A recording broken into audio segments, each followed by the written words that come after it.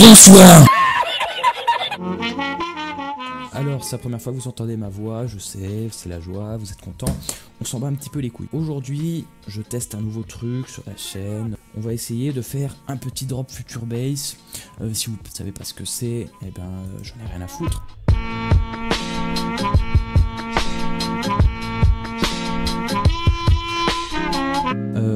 Sur FL Studio, c'est pas ce que j'utilise normalement, mais je sais que la plupart des gens l'utilisent.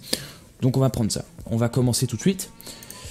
Alors, au début, il faut choisir le kick. Donc, un kick, un snare, un autre snare. Vous pouvez mettre deux kicks si le premier n'est pas assez gros et tout. Et après, on fait un petit rythme sympa, tout ça.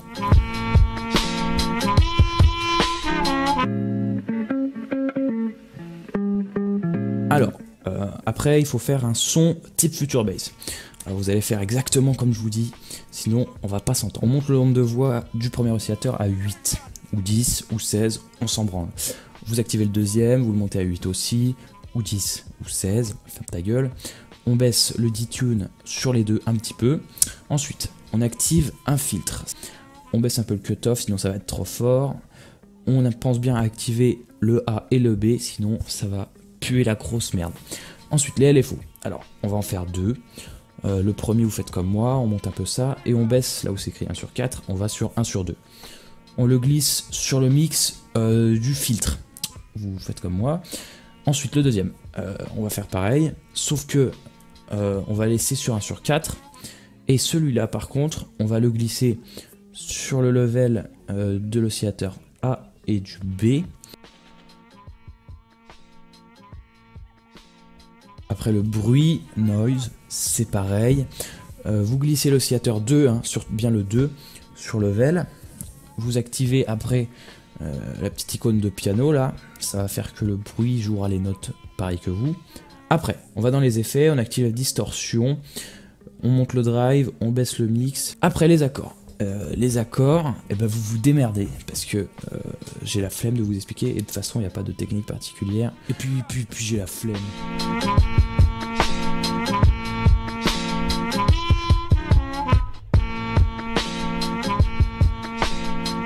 Alors après il faut grossir les sons, donc vous dupliquez, vous copiez-collez les accords et vous mettez des sons différents.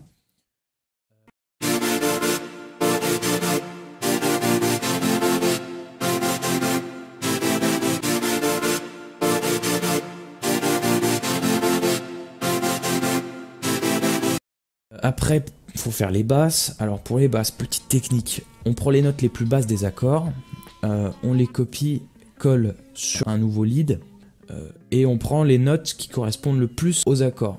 Parce qu'il y a des notes qui vont mieux que d'autres, tout ça. Donc ça dépend de ce que vous avez fait.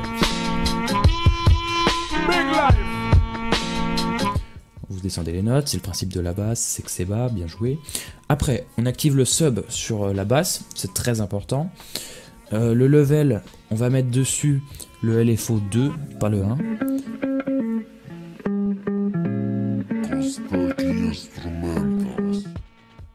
Et vous cochez le dernier.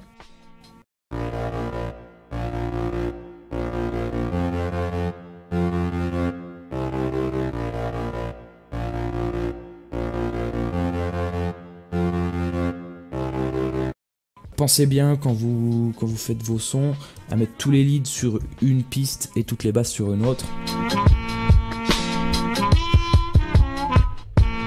Alors après on va faire le sidechain. C'est quoi le sidechain? Bah, tu vas sur Wikipédia et tu vas pas me casser les couilles. Pour ça, on sélectionne une petite zone qui correspond à peu près au kick. On va sur la piste de mixage et fait Create Automation Clip sur la piste des leads et la piste des basses. Normalement ça vous en fait deux. Si tout s'est bien passé. Les automations, on va les adapter au volume du kick. Donc on baisse au début, on monte à la fin. On pense bien à activer double curve sur les deux. Et après on les module pour que la courbe soit l'inverse du kick.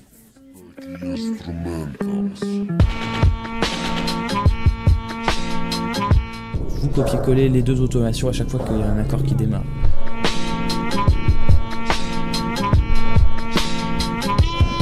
Alors ensuite vous vous rajoutez des effets, donc là c'est des hi-hats, il y a, vous rajoutez du bruit, des cymbales, tout ça, tout ça.